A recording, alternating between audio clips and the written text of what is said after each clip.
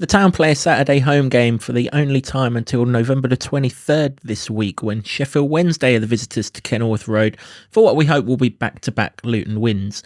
Alongside me to preview the game, I've got the Lutonian journalist James Cunliffe, and Dan Barratt-Davis is back with us for a second time this week. Gents, we're looking forward to getting back inside the Kenny.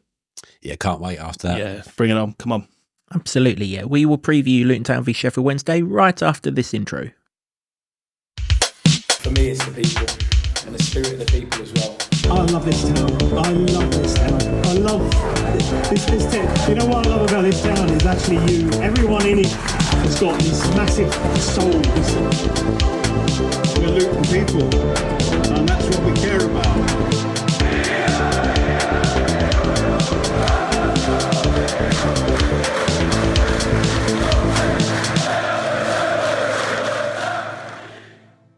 Hello everyone, welcome along to another episode of the Luton Town Supporters Trust podcast, the longest running Luton Town podcast, sponsored this season by Solid, providing opportunities, provisions and assistance so our academy can fulfil their potential.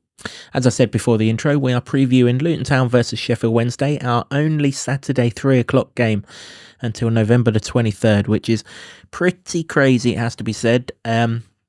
But it's good to have a Saturday 3 o'clock game because the atmosphere at Millwall and at Portsmouth previously, and all these games that I've watched at 12:30 when Luton haven't been playing, are just dead as a dodo. So at least we should get some decent atmosphere at the Kenny on Saturday afternoon.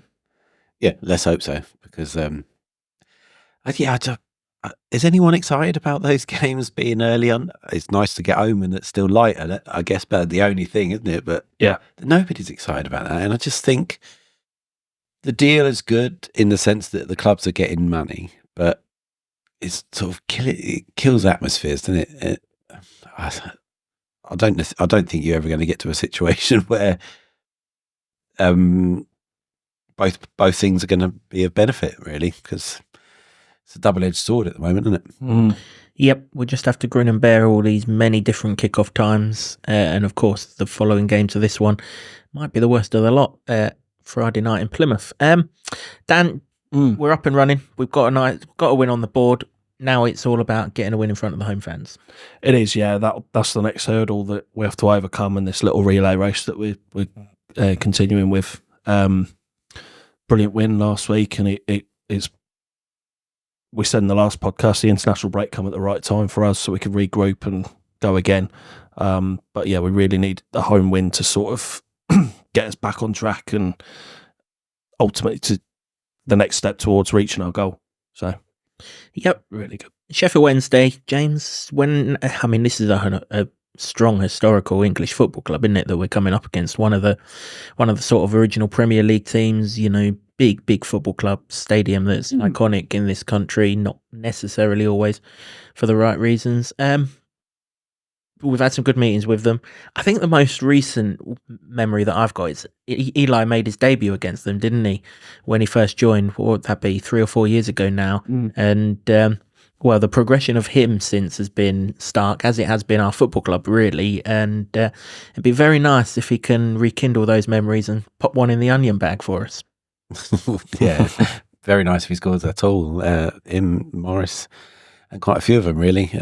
Be nice if this prophecy of giving a hiding to a team comes true, particularly at the Kenilworth Road, because we've not seen that for quite some time. I mean, there is a team that is starting to loom on the horizon now, only a month away, that I'd much rather get that hiding. But if we give it on Saturday, I have no real problem with it. Just a warm up.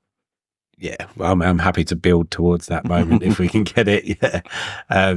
But yeah, pick up a couple of wins now and really get the season rolling. Because we've had good performances and parts of good performances, and the results haven't really come. So, if you get the first away win, get the first home win, I think the situation becomes a lot rosier, and the table looks a lot better as well. You've always said it's a 2-game league. You win 2, you shoot up, and we're not that far off the playoffs, really, even though we're in the bottom half of the table at this moment, and the performances haven't suggested it's Luton are a bottom half of the table team. But as John still always said, don't bother looking at the table for the first 10 games. Not really that important. I think that what we're seeing is a lot of positive things that they're building on, with players still to come back and players we still haven't seen yet. Tom Krause and Jacob Brown and the like. So I think there's a lot more to be positive about anyway. Not that we weren't, I don't think, but the results count, don't they? So once you've got that and the other things fall into place as well, I think it starts to look a little bit better.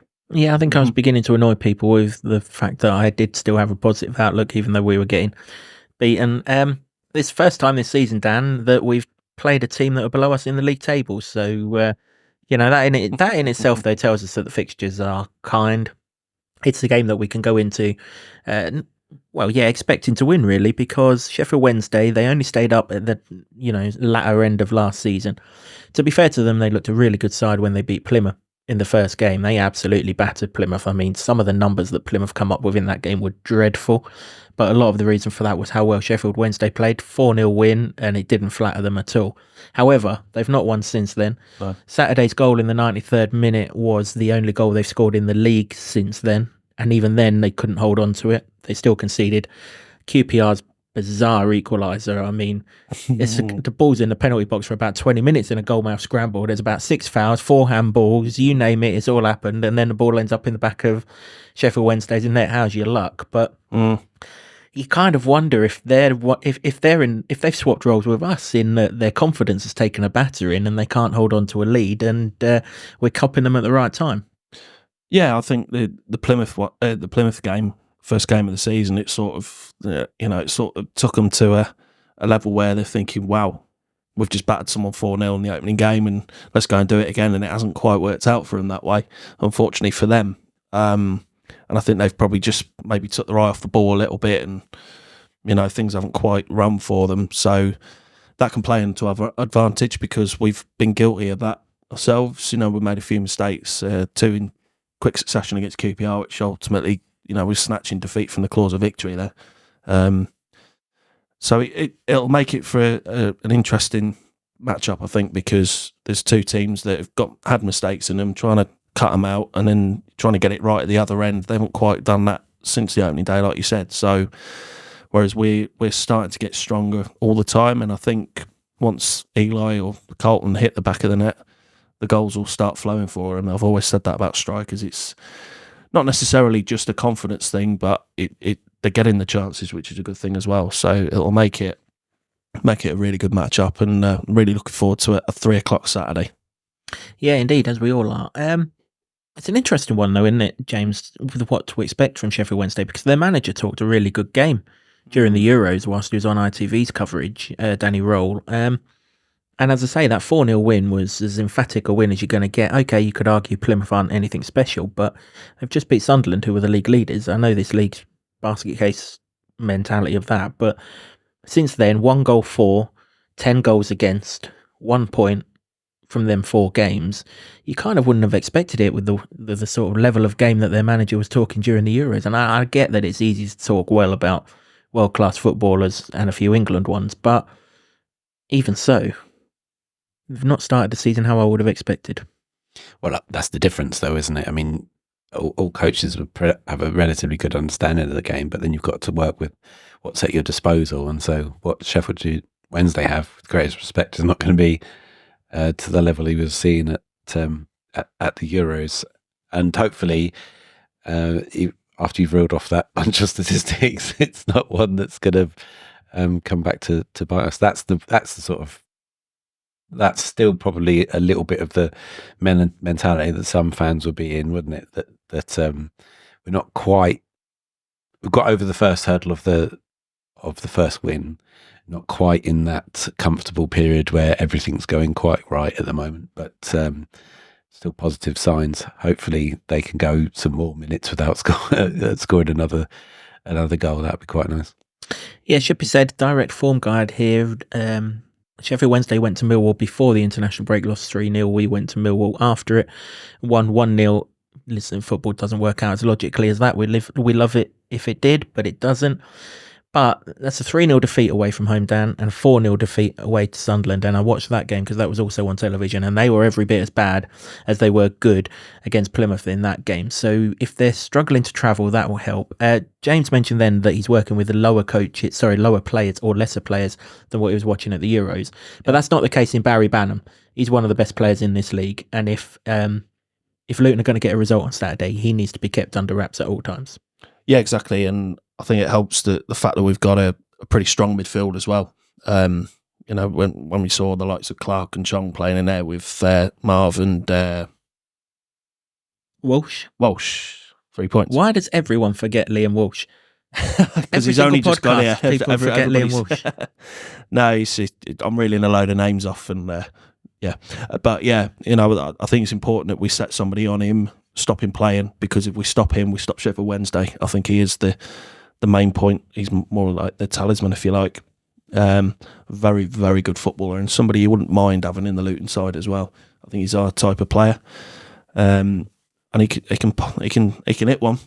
How many times have you seen him hit one from 20, 30 yards out? And but he directs the play. He sort of makes them tick, and we can keep him quiet. Like you say, we're on to a good one there, definitely. But he's certainly one to watch. Yep, can hit a ball, decent set piece taker. There's been a couple of players that we flagged up in the opposition that have needed stopping this season. Marlon Pack at Portsmouth, George Honeyman at Millwall last Saturday, and we stopped both of them. And if we're going to get a result in this one, we need to stop Barry Bannon. I don't know if Akin Famwo starts for them, but he's there. He's obviously came through our youth system and disappeared, went off to Norwich, and has been around the block a little bit since then. So it'll be interesting to see if he's around. But looking at Sheffield Wednesday, James, it's kind of a little bit concerning in light of that lengthy discussion that we had in the last podcast about Luton's new approach, particularly when playing out from the back. No team averages more final third turnovers in the Championship this season than Sheffield Wednesday. Now, a lot of those will have come against Plymouth, of that, of no doubt, because they do it. Wayne Rooney's teams do it excessively. But even so, we're going to be under pressure when we've got the ball in the final third. So it'll be interesting, A, if we persist with that, and I think we will, for everything that I said in the last podcast, and B, how we deal with it, or whether we just like to hell with it and lump it up the pitch for an afternoon. Yeah, it'll be a very interesting one. Akin Famwo played 73 minutes at the weekend, so you'd imagine he might come back to face his old side. He left because he thought he'd go into a better side at that point, didn't he? And then this shows you the different changing fortunes and how football works, I guess. But good luck to him. Not on Saturday, obviously. Be good to see him. We didn't see much of him anyway, did we? No. Had a shirt, did we? So couldn't ever really gauge his talent or what he was about. But that's what happens. He's gone off there. It's an interesting stat, that, isn't it? Because if people watched the previous podcast and we talked about this new style of play that you're going to have to get used to, even if you don't like it and you can't quite shake the anxiety of the defenders playing it around the box, which they will do. Then that's probably ideally not the best side to come up against. But they can do that if they have done that in the games that they've played. But the goals don't suggest that there's the end product at the moment out of it. Touch wood, I don't want that to happen and change on Saturday. But it's why you can't really judge these games, like the first 5 games, first 10 games. You can't really judge them too much until the teams have settled in. Like, Plymouth weren't expected to do anything other than have a survival battle this season, weren't they? And if they go and batter them in the first game, Rooney's first competitive game with them, then what do you read into that? I don't think the results since have said you can read in too much of anything about that. But then if you look on the Luton side, people will say, well, then, until the weekend they hadn't had a win, but we were going, but they should have. They bloody well should have had a win. So it's a very tricky one to come up against. They have got some very good players, which is surprising that they were in the situation they were in last season. We touched on the first game there. I think that shows they've got it in their locker, that they probably could turn a team over or two. So that's something we have to be aware of. But like you say, they haven't showed it since, and they probably should have won on Saturday. Having scored so late, but then conceding so late in the manner that they did, just shows that there's a lot of frailties, and they've got to work on a lot of things as well. Well, hopefully that's something that Luton can play on, isn't it? Because as we've seen, let's not say we're not out of the woods of this yet, but no, of course not. For 2024, we've seen a team that can compete, but then makes silly errors that have cost in vital moments, or even to the point, if you look at, I know it wasn't 2024, but you look at the Liverpool game last season, where you're thinking we're going to beat Liverpool here, yeah, and it was the same situation. They score in the last minute, and there's a line of fragility there that has been quite symptomatic in Luton's results, at least of this year. Hopefully that changes, or that the turning point was at Millwall, and that can be moved away from with some rapidity, you'd like to think, but it could come back. But then if they've got similar sort of problems in their sort of thinking, maybe because of that game at the weekend, then maybe it'd be an open game. That's what we want, I think. I think as well, he's got quite a good record as well. Just looking here, he's won 42% of his 45 matches. So it's roughly half, isn't it? And not quite, but roughly half. So he's having joined only October last year, so he's been there a year now, almost a year in the job. So they're still getting used to how he wants to play, because it would have been not his squad last year, and I think this is his first real test. Like you said, he spoke well in the Euros, so he's building onto something, and it's still a transitional period for him, if you like. And I suppose as well, you usually say about managers, it takes maybe two windows, maybe three, for them to get their squad that they fully want in, and the style they want. So it absolutely probably is a work in progress. I mean, Rob's had that now, and he's had his 3 windows. So yeah, there's no sort of, I wasn't going to say the word excuse, that's not the right word. There's no feeling that that's a Luton issue at the moment. It's more that they are transitioning into this style of play where they want to have the ball a lot more, which means the players at the back are going to have it a lot more and play it around in tricky areas potentially. But I think, as we said in the preview to the Millwall game, if you get Marvellous Nakamba in that side to protect that back four, there's I feel a lot more comfort. Yeah. And who knows, maybe Tom Krause comes back as well as another option, because they're managing Marvellous at the moment, and if he can do 70 minutes and then you give 20 minutes to Tom Krause, then it's win-win all around, I think, for Luton. Yeah, indeed. It'll be interesting to see, wouldn't it, how Sheffield Wednesday start this game, because when you score in the 93rd minute, you're entitled to think that you've won the game, and then to have that swiped away from you, kind of felt like a loss rather than a point. And obviously vice versa for QPR, who we've also played and pretty much dominated really, and up until, as we've regularly said, up until those 2 key moments in the league game, and of course dominated them in the cup game as well. Let's bring it back to Luton then.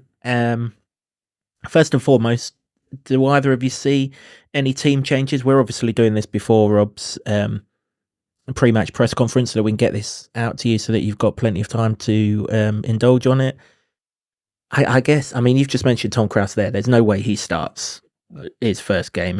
When we see him, we'll see him off the bench unless there's injuries in the week leading up to it. I guess the one would be Rue Walters, who only missed out through illness at Millwall on Saturday.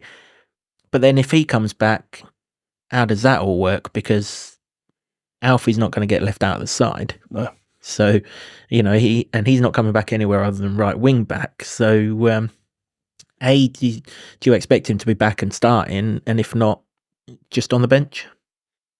Yeah, well, that's the conundrum I think we're going to have to battle with for a few weeks yet to see how that works out. Because for me, he's been probably Luton's best player at the start of the season, Rue Walters. Yeah. and but then he was left out for Left out of Preston, wasn't it, for Chio? Was it Preston? And then Chio left and he got back in at QPR and now he's ill. I'd like to see him come in, if that's the question, because I think he'd been very good. But we're going to have this a lot more now, whereas before it was so threadbare. You're like, ooh, who fits in there? Maybe square pegs, round holes. You're going to have this a lot more where, and it's a much better debate to have, isn't it? Who suits this team and this match better? Yeah. I don't see that Rewalt's done anything wrong to not be considered straight away if he's available. In which case he would come in for... No, well, I don't know if he comes in for anyone. He'd probably have to shuffle the pack a bit, really. Well, he has to come in for someone, doesn't he? Not going to play 12, James. Can we not? No. Can we not? I'm pretty sure he'll come in for someone.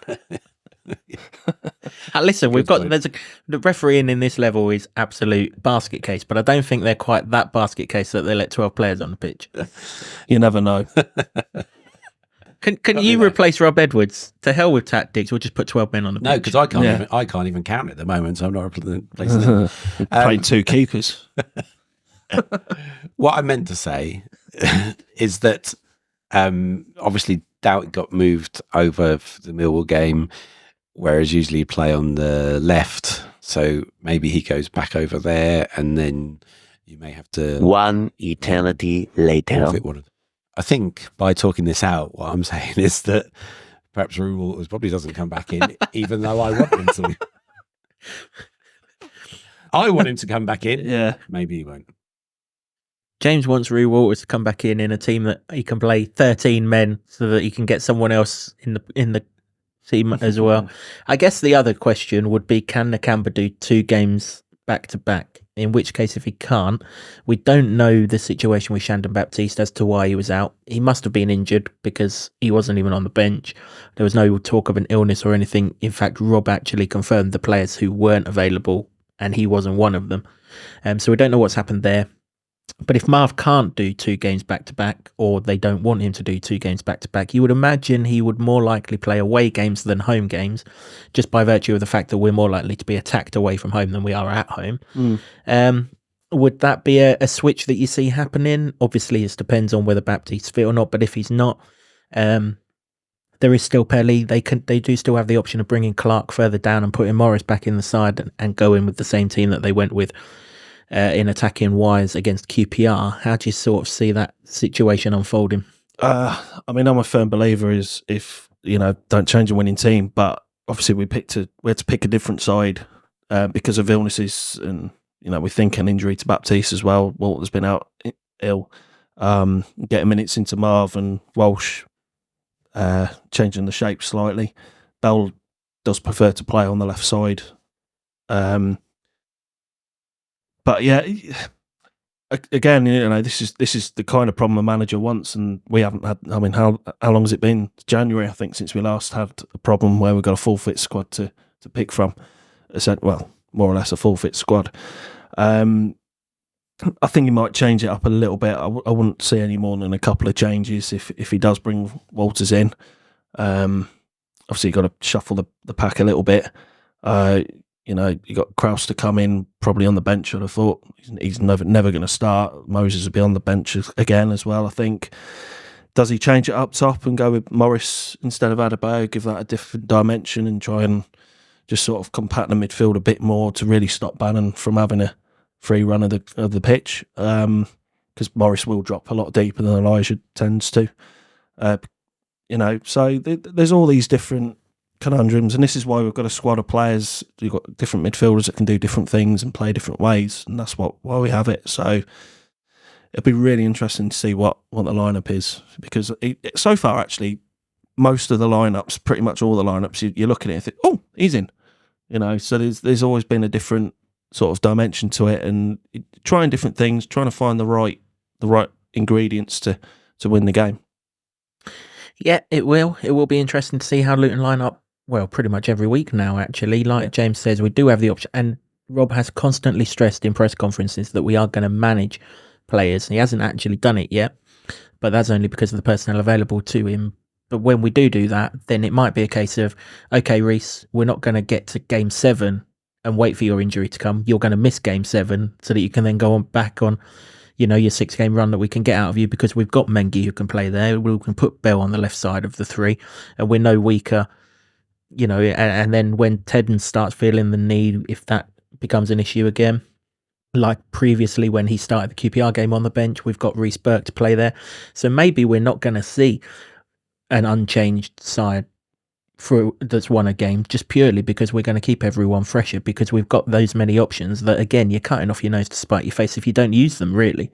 Well, if you remember, before we even had to contemplate an injury crisis, I was always talking about the defence. I was comfortable whoever came in and whoever played, because I thought it was a strong lineup of defenders, and I think that's still the case. So I'd be okay with that if that was the policy. I wouldn't be worried. But maybe if you're not going to let me have 12 or 13 players, it's not me. You can have 20 players for all I care. But maybe we have to go back to the last debate of, is this the time where we go for at the back and has more attacking options? I like it. You're going to push Doughty in front of Bell. I like the way that you're thinking. You're still going to have to drop a defender, but I like the way that you're thinking. That's for sure. The other interesting thing here will be what we do in terms of an attacking output, because Sheffield Wednesday have the 7th worst XGA, which is expected goals against, this season. 7.2 is their cumulative total, yet they've conceded 10 goals, which tells you that teams are scoring from chances that they shouldn't necessarily score from. Now, that's kind of ironic that they've got Jay Beadle in goal. I don't think it's Jeremy, but based on those statistics, it could well be. You've been waiting ages to crowbar that, haven't you? Well, Beadle is about. That's all I can say. And that. Watch out. Do we get into that position whereby we are sending defenders further forward on to try and cram them in? Because a 25-yard pot shot, not that Mengi's was a pot shot, it's a perfectly controlled finish on Saturday, but a pot shot could easily find its way in the back of the net, just based on the fact that they should have conceded 7.2 goals and have conceded 10. That's a big differential over 5 games. If you split that up, that's almost half a goal a game that they've conceded that they shouldn't have conceded. Yeah, very possibly. And it's a young, inexperienced keeper. Although I did see him play for the under-21. That's a bad thing, isn't it, that he's played at Kenilworth Road? That doesn't help us, because he's not going to come down with... It'll be a different intimidation factor, but he's going to come down with slightly more of a recency bias approach of having been here and know kind of what to expect from the surroundings, whereas not many Sheffield Wednesday players of recent times have done. He'll definitely enjoy that. There's no drums at Kenilworth Road, that's for sure. There was they had trumpets playing. The Old England band was in force for that game. I think it was a totally different atmosphere. It was a really sort of very young crowd, maybe not often get to go to football a lot. It was just sort of a very excitable atmosphere, that one. Not to say that this won't be excitable, but it'll be in a very different way. Sometimes you can be the best goalkeeper in the world, and if you stick the ball in the right areas, then you ain't going to save them. And that is the one thing that Luton haven't been quite good at this season. Yeah, no, that is fair enough. But certainly there does appear to be an opportunity, though. A team that's conceded 10 goals in 4 games are not defending well. It doesn't matter what the numbers say, and that's obvious. That's 2.5 goals a game against. We haven't come up against a side yet that's conceding 2.5 goals a game. Doesn't necessarily mean to say that Luton are going to score 2.5 goals a game, but it does sort of tell us that the opportunities to score should be there, based on the fact that we're creating an awful lot of chances, regardless of what goes in. Basically, what I'm trying to say is we should create the same level of chances in terms of number in this game, based on what everyone else is doing against them, as we have done so far this season. If you look at the games, I think in most of them, if not, well, not the Burnley one, but all the other ones, there's been at least 3 decent chances we've created in them and just not taken them. That's got to change, obviously. We can't keep being that profligate, but if the defence wants to chip in with some more clean sheets and the 1-0s happen, then happy days. But you want to make it more comfortable. That Millwall game would have been so much more comfortable if Jordan Clark had put his foot through the ball, and Elijah Adebayo had been more confident as well in that first half when the chances came in. Obviously, into Hee Chong was a width of a post away from it being more comfortable. And that's kind of one of the things we have to get over, I guess, because if you're being that dominant, you've got to make it count. Sometimes it will come back to bite you, as it did in the QPR game. Was one of these things that they've got to learn to manage, I think. Yeah, being in the utopia world of a second Luton goal in the same game would be lovely, really. How do you see it playing out then, Dan? And are you expecting Elijah to start again, do you think? I don't think there's a reason to drop Elijah. I think if it gets to 10, 12 games and he hasn't scored, then maybe you start thinking, hang on a minute, let's get him up, pull him out there. Don't do what Peter Taylor did to Adi Akinbaye and just play him the whole season and he scored 2 goals and completely vilify him to the supporters. Because Elijah isn't a bad footballer at all. None of them are. It's just, for whatever reason, he hasn't been able to put any of the chances away, and it's not for want of, like, he's been starved of them. He's been getting them, but for one reason or another, they're just not ending up in the back of the net. But it's as soon as one goes in, they'll start flooding in. I keep saying that. I don't think that it will change that, because I think he's made the decision in that Millwall game to bring out Carlton, and it's going to be one of those, like it was for Elijah last year after that top miss, where Carlton's just going to have to bide his time for a bit. And I mean, he didn't come on and show anything that would make you change that mind. That's not to say he didn't play badly, because Luton were defending and he did a lot of good defensive work. But when you're out of the team and you get your chance, you've got to probably make it count more. And again, not his fault. That game was not set up for anything to happen there. He did his job, which was to ease some pressure when they were going forward by holding it up, winning some free kicks. And he did some good defensive work. But I don't think that now, having made that decision in the Millwall game, that you chop and change again. You give Elijah the chance to try and forge a little bit of a partnership with Chong and whoever else is either side of him coming up to support from the midfield. And you change it when you absolutely need to. Maybe if you need a goal, Morris comes on, and if he scores, then maybe he's back in the side. Then that's a discussion to have. But I don't. From everything that Rob Edwards has done so far, I don't think he chops and changes that all the time. No, I don't see it either. If you're going to leave Morris out of a game with his aerial ability against a team who are pure aerial ability, it doesn't make much sense to bring him back against a sort of lesser side in terms of an aerial threat, that's for sure. Just as interest, who's the penalty taker whilst Morris is out of the side for you two? Ooh. Marvellous Nakamba. It was a great one. A great penalty. It was a great one. He did score a good penalty. Yeah. Because I was wondering this on Saturday, but we never got to find out. Who scored in there? So Potsy, Berry scored. They're both gone. Yeah. Yeah, so the ones that were here, you've got Morris, Clark, Taylor, and Marvellous. Well, there's 4 straight away. So there's only so if we're going down that road, there's only 2 that started on Saturday: Clark and Nakamba. I think Clark gets it. And I think that Elijah had it before Morris arrived, and he was the penalty taker, and his success rate was a bit iffy. Well, he gave it to Naismith at one stage, didn't he? Yeah, and he didn't take. He was on the pitch. I know he had cramp and everything, but he didn't take a penalty against QPR in the shootout either when he was on the pitch. It's a good question. It's a good question. I'll ask. I don't for 1 minute expect you to ask Rob in a press conference. Excuse me, Rob. Assuming Carlton don't play tomorrow, who's going to be a penalty taker? And he'd say, do you know what, James? He is your penalty taker. Well, let's just hope we get a penalty then. Find out. I wonder if it'd be a shared responsibility thing.